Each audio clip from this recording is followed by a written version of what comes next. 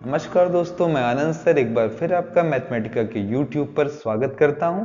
लेकर आ गया हूं इंटरमीडिएट का एक्सरसाइज 7.10 आपके लिए।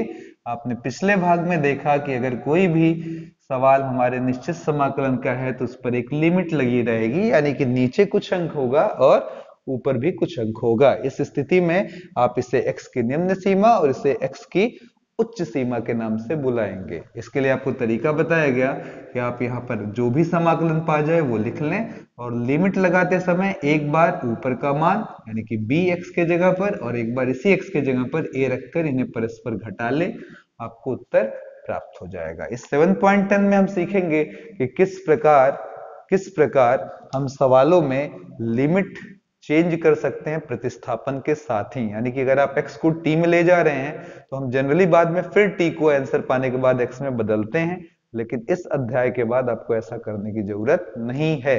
हम लिमिट को प्रतिस्थापन के हिसाब से ही बदल ले जाएंगे, हमें वापसी नहीं करनी पड़ेगी, यानी कि t को वापस x में बदलना नहीं पड़ेगा। तो आइए सीखते हैं पहले सवाल से। हमारा पहला सवाल है 0 से 1 और x dx, आगे क्या लिखा हुआ है एक्स स्क्वायर प्लस 1। तो जैसा आप जानते हैं इसे देखते ही हमने कहा कि सर माना एक्स स्क्वायर प्लस 1 बराबर t।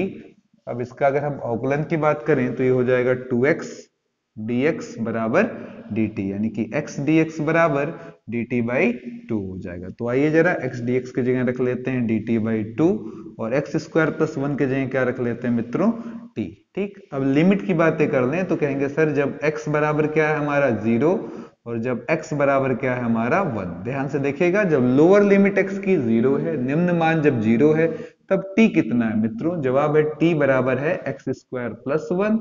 इसी में x की जगह आपने 0 रखा तो वैल्यू 1 आई। फिर हमने कहा जब x की वैल्यू उच्च सीमा यानी कि 1 है तब t, तो जवाब होगा 1 का स्क्वायर प्लस 1, यह आ गया 2। यानी कि x बराबर 0 की निम्न सीमा को आप t बराबर 1 से और x की उच्च सीमा 1 को आप t बराबर 2 वाली वैल्यू से रिप्लेस कर सकते हैं। अब आपको कहीं वापस जाने की जरूरत नहीं है। तो 1 बाई 2 dt बाई t, ये क्या हो जाएगा हमारा log t, लिमिट हो जाएगी 1 से 2, हाफ लिमिट लगा दें log 2 माइनस log 1, log 1 की वैल्यू 0, आंसर आ गया हाफ log 2। ठीक है, तो उम्मीद करता हूं ये क्वेश्चन आपको काफी आसानी से समझ में आ गया हो। और अगर अभी भी लिमिट के मामले में आप कंफ्यूज हैं तो आगे चलिए सवाल संख्या 2, जो कि बहुत ही बेहतरीन सवाल है।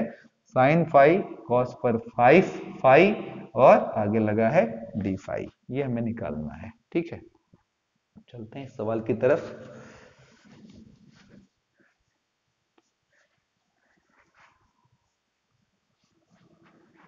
तो जैसा कि ऑब्वियस है ये थोड़ा सा प्रॉब्लमेटिक है, इन्हीं को हम मानेंगे अपना जो कुछ मानना होगा। यानी कि माना साइन फाई बराबर क्या लिया टी, तो साइन का हो जाएगा कॉस फाई और डी फाई, अवकलन इधर आ जाएगा डी टी। अब यहाँ पर ये बात तो समझ में आ गई सर ये टी बन जाएगा, ठीक है, पर ये सर समझ में नहीं आ रहा इसका क्या होगा। ठीक है, क्योंकि इससे अगर मैं एक कॉज ले भी लूं तो हमारा ये हो जाएगा कॉस फाई और एक हो जाएगा कॉज पर 4 फाई, तो ये पूरा मिलकर तो हमारा डी फाई डी टी हो जाएगा जैसा हम देख रहे हैं। पर इसका क्या होगा, तो इसके लिए आप क्या कर सकते हैं, कॉज 5 4 को लिख ले कॉज पर स्क्वायर और फिर एक स्क्वायर, फिर इसको लिख लें 1 माइनस साइन स्क्वायर।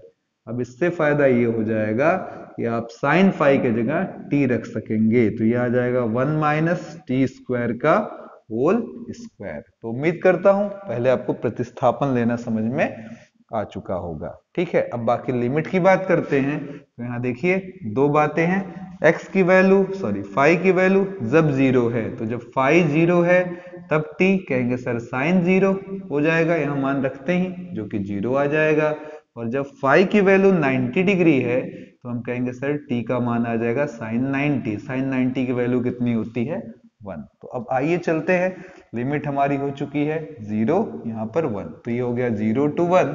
इसे खोल देंगे तो ये हो जाएगा आपका, फिलहाल अंडर रूट टी को टी के पावर हाफ लिख सकते हैं, अंदर a square plus b square minus 2ab और आगे क्या लग गया डी टी, अंदर भेजने पर टी के पावर हाफ, टी के पावर हाफ प्लस 1, समाकलन की बात कर लेते हैं सीधे, टी के पावर हाफ प्लस 1, नीचे हाफ प्लस 1, टी के पावर 4 में हाफ जोड़ लेंगे तो 4 दूना 8 1 9 बटा 2, तो 9 बटा 2 में एक जोड़ा, फिर 9/2 प्लस 1, 2 दूना 4, 1 5/2 होगा टी के पावर, जिसे समाकलन के बाद 5/2 प्लस 1, नीचे 5/2 प्लस 1। बाकी लिमिट है 0 से 1, एक बार 1 रखिए एक बार 0।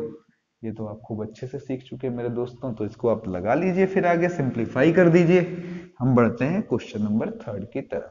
ठीक है, काफी बेहतरीन एक्सरसाइजों से लवरेज ये चैप्टर है आपका, और उम्मीद करते हैं आपको मजा भी आएगा, क्योंकि इसमें बहुत ही क्वालिटेटिव और क्वांटिटेटिव दोनों कह सकता हूं सवाल मौजूद है। सवाल है sine inverse 2x upon 1 plus x square. याद कीजिए, आपने पढ़ा हुआ है साइन 2 थीटा बराबर होता है 2 tan theta upon 1 plus tan square theta. तो इस सवाल को देखा मैंने, मुझे इसी की याद आ गई, इस वाले का रिमेम्बरेंस आ गया। तो हम कर सकते हैं कि माना x बराबर कितना, tan थीटा, तो dx बराबर क्या हो जाएगा, tan का अवकलन sec square theta d theta. तो पहले इसको रखते हैं, साइन इनवर्स 2 tan थीटा, ठीक है, अपॉन में 1 plus tan square theta, dx के जगह आ जाएगा sec square theta d theta. अब आगे की बात यह है कि लिमिट भी बदल लेनी चाहिए, तो हम कहेंगे सर ठीक है चलिए, जब सबसे पहले नीचे देखिए x की वैल्यू क्या है 0, तो 0 बराबर tan थीटा, और जब x की वैल्यू कितनी है 1, तो 1 बराबर tan थीटा।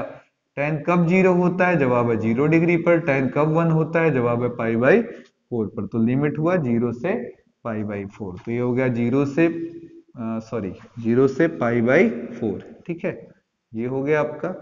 फिर यहां पर ये जो हिस्सा आप देख रहे हैं, ये साइन 2 थीटा का फॉर्मूला, तो साइन इनवर्स मिलकर एक दूसरे को हटा देगा, मिला आपको 2 थीटा और sec square theta d theta. u into v form बन गया है, आप जानते हैं अच्छे से, u बाहर, v का समाकलन, फिर u का अवकलन, ठीक है, और क्या हो जाएगा v का समाकलन, फिर आगे क्या लग जाएगा डी थीटा। लिमिट है 0 से π/4, 0 से π/4। अब आइए जरा ध्यान दे, 2 थीटा हुआ, सेक स्क्वायर थीटा का क्या होता है मित्रों, tan थीटा। फिर आगे बढ़ते हैं, यहाँ थीटा का 1, सेक स्क्वायर का क्या आ जाएगा tan थीटा। तो अंदर बचा हमारे पास tan थीटा, और tan थीटा का समाकलन आपका होता है कितना, याद है, log sec थीटा। लिमिट हो गई 0 से π/4। तो उम्मीद करते हैं लिमिट लगा ही लेंगे आप। एक बार π/4 रखिए यहाँ पर, और एक बार 0 आपस में घटा दें, π/4 एक बार 0 और आपस में घटा दें। चलते हैं अगले सवाल की तरफ।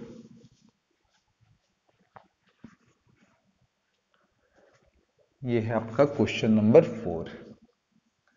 0 से 2 x under root x plus 2 dx। ठीक है, अब आपको ये सवाल लगाना है। इस सवाल में क्या खासियत हम देख रहे हैं कि अंडर रूट में x प्लस 2 है, तो हम इसी की पहले छुट्टी कर लें। x प्लस 2 को हम t या t स्क्वायर मान सकते हैं, आप अच्छे से जान रहे हैं। t स्क्वायर मानने का फायदा ही अंडर रूट भी हट जाएगा। अवकलन करने पर dx, x का 1 2 का 0, तो dx बराबर 2t dt। अब आप देख सकते हैं यहाँ पर हमारे पास अंडर रूट एक्स प्लस 2 के जगह टी स्क्वायर, और x dx की जगह हम क्या रख लें,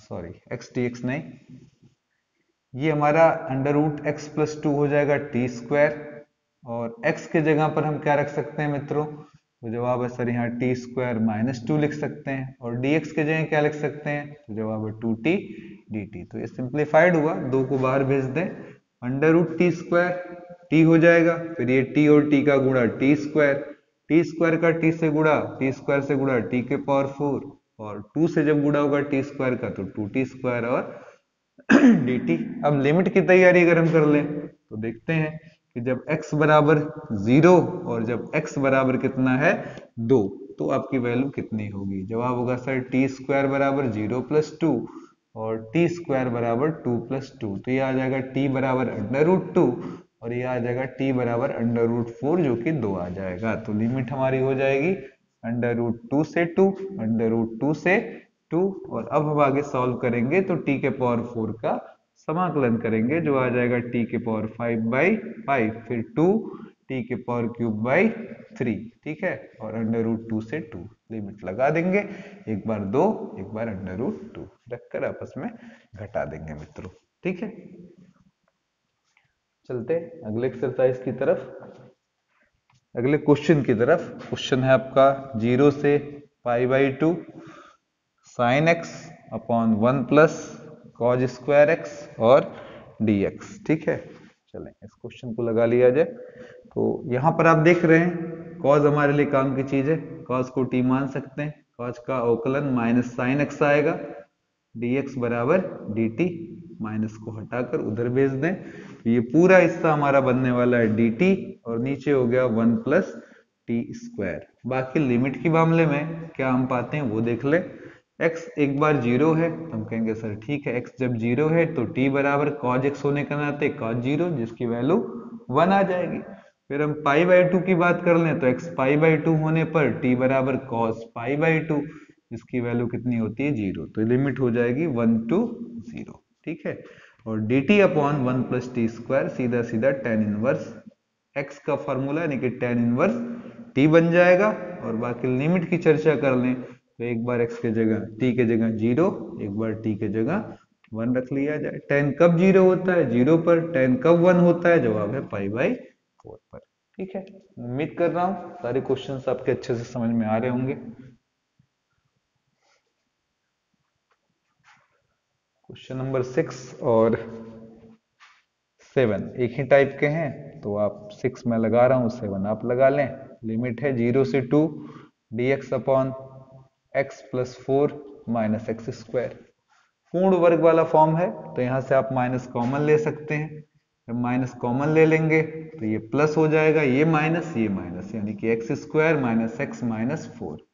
x के गुणांक के आधे का वर्ग जोड़ते और घटाते हैं तभी पूर्ण वर्ग बनता है, तो माइनस यानी कि 1 का आधा, 1/2 का वर्ग जोड़िए और 1/2 का वर्ग घटाइए, इन तीनों पर अंडरलाइन करिए 1 2 3 पर, आपको समझ में आ जाएगा ये फॉर्मूला बन रहा है x माइनस 1/2 का होल स्क्वायर। बाकी ये दोनों बचे हैं तो 1/4 आएगा, -4 से जुड़ेगा, 4 चौक का 16 1 17, और 17 को अंडर रूट 17 नीचे 4 को लिख सकते हैं 2 लगाकर होल स्क्वायर, तो फॉर्मूला बनेगा एक्स स्क्वायर माइनस ए स्क्वायर। फॉर्मूला आपको याद होगा 1/2a,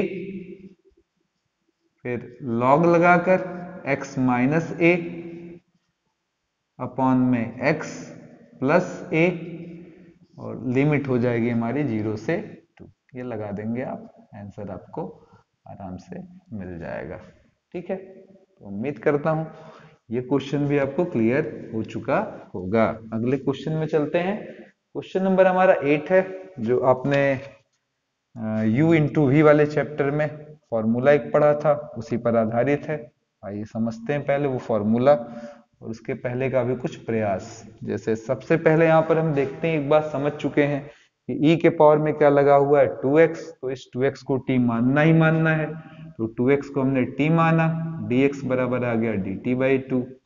तो ये फॉर्मेट हमारा बदला, ये हो जाएगा e के पावर t dx के जगह dt/2। फिर यहाँ आते हैं 1/x है, x के जगह आपको मिल जाएगा t/2, और 1/2 x के जगह मिल जाएगा t/2 का होल स्क्वायर। ठीक है, तो अब आपको मिल जाएगा यहाँ पर ऊपर जाकर ये हो जाएगा 2/t, ये t/4 आएगा तो 2 दूना 4, ये हो जाएगा ऊपर जाकर 2, नीचे t स्क्वायर, साथ में माइनस e के पावर t dt/2। ठीक है, तो अब हम इसे लिख सकते हैं 1/2 बाहर और 2 इंटू टी के पावर -1 माइनस 2 इंटू टी के पावर -2, बगल में e के पावर t dt। लिमिट पर चर्चा कर लेते हैं मित्रों। लिमिट क्या होगी, जब x बराबर क्या होगा मित्रों 1, तब हो जाएगा t बराबर 2 इंटू 1, और जब x बराबर आपका होगा 2 तो t बराबर हो जाएगा 2 इंटू 2, यानी कि 2 और 4, लिमिट हो जाएगी 2 से 4, 2 से 4, यहाँ भी 2 से 4। अब यहाँ याद कराना जरूरी है कि आपने फॉर्मूला पढ़ा हुआ है कि e के पावर x fx और f डैश x dx रहे तो आपका आंसर आएगा e के power x fx plus c। ठीक है, तो ये देखिए आपका क्या है, फलन है, और ये फलन का अवकलन है, ये ft है। ठीक है, और अगर हम इस ft का, ठीक है, अवकलन करते हैं, हमसे कुछ लिटिल मिस्टेक हुई है, हम एक बार देख लेते हैं। x के जगह t/2, x के जगह t/2 का होल स्क्वायर 4 आएगा, 2 2 जा 4, ये ऊपर जाकर 2 बन जाएगा। ठीक है, हाँ ओके है, फिर हमारे पास ये 2, इस 2 को भी हम बाहर निकालने मित्रों, क्या करेंगे इसको अंदर लेकर, तो ये 2 बाहर आएगा तो इसको काट देगा। अब आप देख सकते हैं ये ft है और ये आपका बन गया f डैश t। जरा ध्यान से देखिए, -1 उतरेगा, -1 में से 1 घटेगा, तो ये बिल्कुल यही फॉर्मेट आ गया। आंसर आ जाएगा आपका e के पावर t fx। fx का मतलब यहाँ ft से है, यानी कि ft, और लिमिट हो जाएगी आपकी 2 से 4। अब लिमिट लगा दीजिए तो e पर 4, और ft का मतलब हमारा था t के पावर -1 से, ठीक है। तो यहाँ t की जगह कितना आ गया 4, 4 के पावर -1। अगली बार 2 रखते हैं तो e के पावर 2 और 2 के पावर -1, यानी कि e square common, e square by 4 और 1/2, ये हमारा आंसर आ जाएगा, ठीक है। तो उम्मीद करता हूँ ये क्वेश्चन नंबर 1 भी आपको समझ में आ गया हो, ठीक है। चलते हैं अगले क्वेश्चन की तरफ। क्वेश्चन नंबर हमारा है 9। ऐसा ही सेम सवाल कुछ हम पहले भी लगा चुके हैं, थोड़ा गौर करिए। लिमिट है 1/3 to 1, फिर आगे है x माइनस एक्स क्यूब के पावर 1/3, नीचे लगा हुआ है हमारा x के पावर 4 और आगे क्या है dx। तो अब अगर हम इस पर गौर करें तो हम कहेंगे सर ये वाला सिस्टम आपको याद आ रहा होगा, ठीक है। ये दोनों पावर सेम सेम है, तो ऐसे सवाल में हमें एक लॉजिक सिंपल सी यूज करनी है कि हमें इस सवाल में एक्स क्यूब कॉमन ले लेना है। यहाँ बच जाएगा 1/x² और यहाँ पर बच जाएगा आपका 1। फिर पावर में है कितना 1/3, नीचे लगा हुआ है x के पावर 4 और dx। अब थोड़ा ध्यान से देखें, 1/3 यहाँ पर 1, ये पावर जब यहाँ आएगा तो इस 3 को काट देगा पावर, तो x हो गया, ये ऊपर गया x के पावर -2 -1 के पावर में 1/3, नीचे x के पावर 4, ये कटेगा x³, इसे ऊपर ले जाएंगे तो ये हो जाएगा 1/3 to 1 x के पावर -2 1/3 x के पावर -3 और dx। अब आप क्या कर सकते हैं मित्रों, तो x के पावर -3 को t मान लीजिए, अवकलन करने पर -3, ओह सॉरी x², ये पूरा सिस्टम ले लीजिए, x के पावर -2 -1 को t मान लीजिए, -2 उतरेगा, -2 में से 1 घटेगा, 1 का 0 आएगा, dx बराबर dt।